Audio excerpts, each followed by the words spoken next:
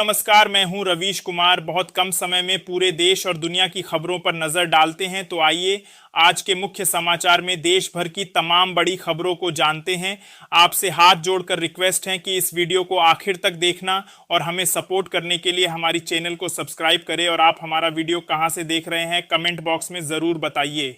मुजफ्फरपुर से मिली खबर के अनुसार उत्तर बिहार में कांग्रेस की स्थिति नाजुक है। 71 सीटों में से केवल एक विधायक है। पार्टी ने विजेंद्र चौधरी को फिर से मैदान में उतारा है, पर उनकी जीत आसान नहीं है। पिछले 2.5 दशक से कांग्रेस जिले में हाशिए पर है। 2010 में सभी उम्मीदवार हार गए थे। पिछले चुनाव में केवल विजेंद्र चौधरी ही जीत पाए थे, जिससे जिले में कांग्रेस फिर से स्थापित हुई।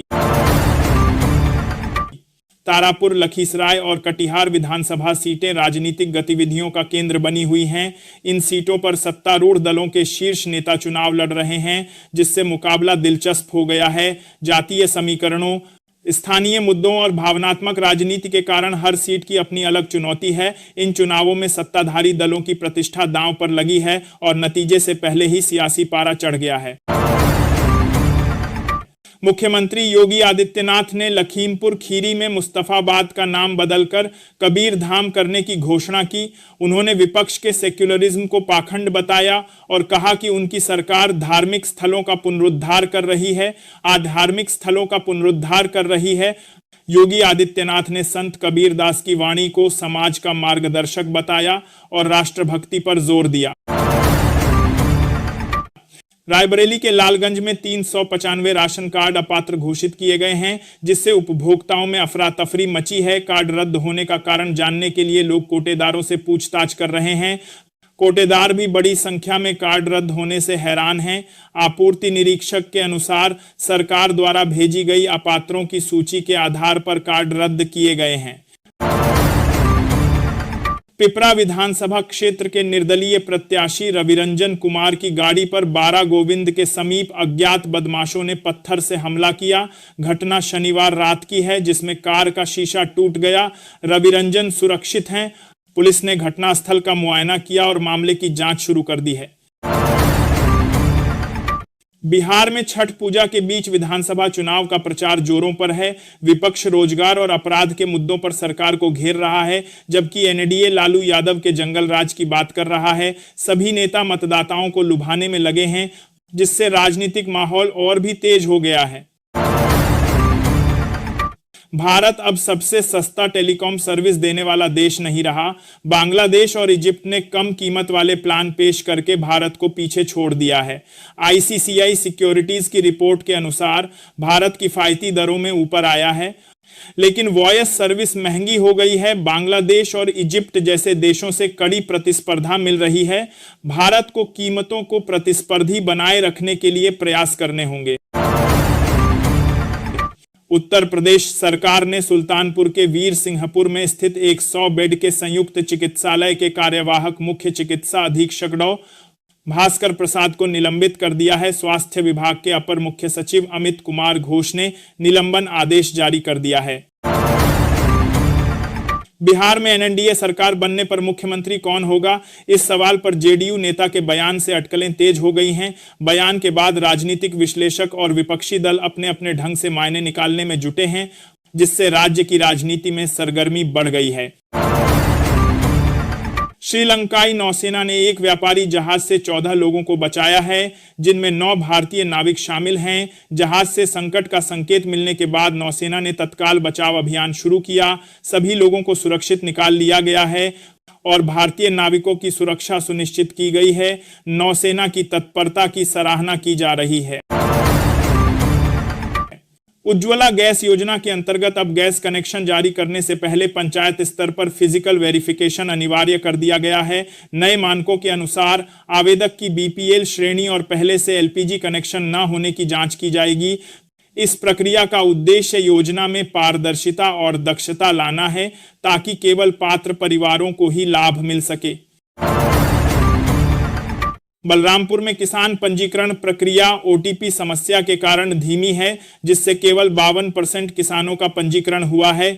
किसानों को ओटीपी प्राप्त न होने से परेशानी हो रही है। कृषि विभाग ने समस्या को जल्द ठीक करने का आश्वासन दिया है। किसान पंजीकरण सरकारी योजनाओं का लाभ उठाने के लिए महत्वपूर्ण है। मुख्यमंत्री नायब सिंह सैनी द्वारा घोषित लाडो लक्ष्मी योजना के तहत जींद जिले में 52,000 महिलाओं ने आवेदन किया है। डीसी मोहम्मद इमरान रजा ने बताया कि पंजीकरण के लिए टीमें गठित की गई हैं। लाभार्थी जिला प्रशासन, सीएससी केंद्रों या मोबाइल ऐप से पंजीकरण करा सकते हैं। हरियाणा दिवस पर पहली किश्त जारी होगी।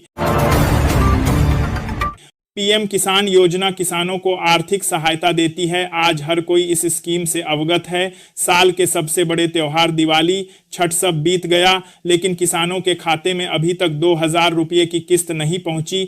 पहले कहा जा रहा था कि दिवाली तक किसानों के खाते में पैसे आ जाएंगे। अब सभी का ही सवाल है कि आखिर उन्हें किस्त के लिए और कितना इंतजार करना होगा। राज्य महिला आयोग की सदस्य और उनके साथ पीएस समेत 4 लोगों पर रंगदारी मांगने और अपमानित करने का आरोप लगा है, जिसके चलते मुकदमा दर्ज किया गया है। पुलिस मामले की छानबीन कर रही है। मुजफ्फरपुर में मुख्यमंत्री की सभा से पहले जदयू संगठन को मजबूत करने में लगा है। पार्टी एक नई टीम बना रही है ताकि सभा से पहले सभी कमियों को दूर किया जा सके और संगठन को और अधिक प्रभावी बनाया जा सके। कर्नाटक के मंत्री जमीर अहमद खान का एक ऑडियो वायरल हो रहा है, जिसमें वे पुलिस अधिकारी से धोखाधड़ी के मामले में अपने रिश्तेदार की मदद करने की बात कर रहे हैं। मामला पेरेसांद्रा पुलिस थाने में दर्ज है, जिसमें व्यापारियों पर किसानों से मक्का खरीद में धोखाधड़ी का आरोप है। मंत्री पुलिस अफसर से मामले को सुलझाने में मदद करने का आग्रह कर रहे हैं। बिहार चुनाव में असदुद्दीन ओवैसी की पार्टी एआईएमआईएम राजद के लिए टेंशन बढ़ा सकती है। ओवैसी पहली बार सीमांचल में चुनावी सभा करेंगे, जिससे राजद के वोट बैंक में सेंध लगने की आशंका है। सीमांचल में मुस्लिम आबादी अच्छी खासी है और ओवैसी की रैली से वोटों का विभाजन हो सकता है, जिसका नुकसान राजद को होगा। गायघाट से जदयू का टिकट न मिलने पर महेश्वर यादव और उनके बेटे प्रभात किरण को पार्टी से निकाल दिया गया। इसके बाद तेजस्वी यादव ने प्रभात किरण को राजद में शामिल कराया। पिछले चुनाव में लोजपा के कारण महेश्वर यादव हार गए थे। अब उनके राजद में शामिल होने से समीकरण बदल सकते हैं, क्योंकि यादव वोटों का बंटवारा नहीं होगा और राजद को इसका लाभ मिल सकता है।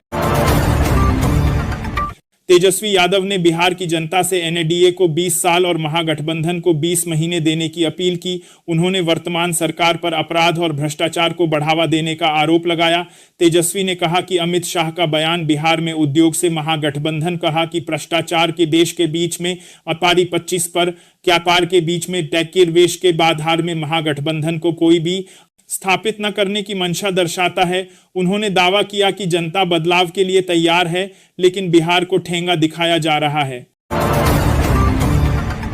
उत्तर प्रदेश राज्य विद्युत उपभोक्ता परिषद ने कहा है कि उपभोक्ताओं को पोस्टपेड या प्रीपेड स्मार्ट मीटर चुनने का अधिकार है। परिषद ने बिजली कंपनियों पर विद्युत अधिनियम 2003 के उल्लंघन का आरोप लगाया है। नियामक आयोग ने पावर कॉरपोरेशन से मीटर लागत पर रिपोर्ट मांगी है।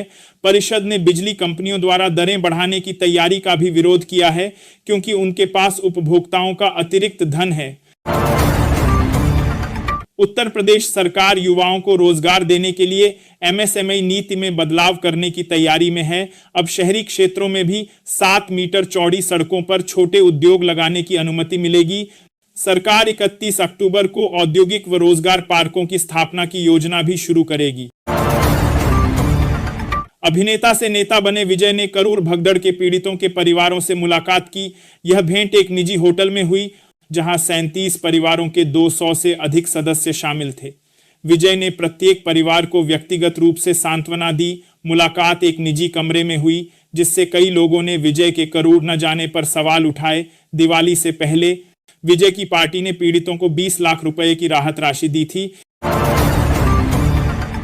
मुख्य न्यायाधीश भूषण रामकृष्ण गवई ने केंद्र सरकार से जस्टिस सूर्यकांत को अगला सीजेआई नियुक्त करने की सिफारिश की है। जस्टिस सूर्यकांत सीजेआई गवई के बाद सुप्रीम कोर्ट के दूसरे सबसे सीनियर जज हैं।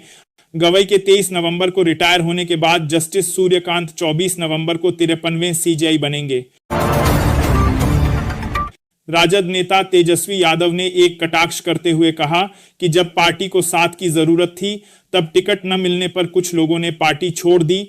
उनके इस बयान से राजनीतिक हलकों में चर्चा शुरू हो गई है और आगे देखना होगा कि इसका क्या नतीजा निकलता है। सुप्रीम कोर्ट ने आवारा कुत्तों के मामले में पश्चिम बंगाल और तेलंगाना को छोड़कर सभी राज्यों के मुख्य सचिवों को हलफनामा दाखिल न करने पर तलब किया है। कोर्ट ने नाराजगी जताते हुए कहा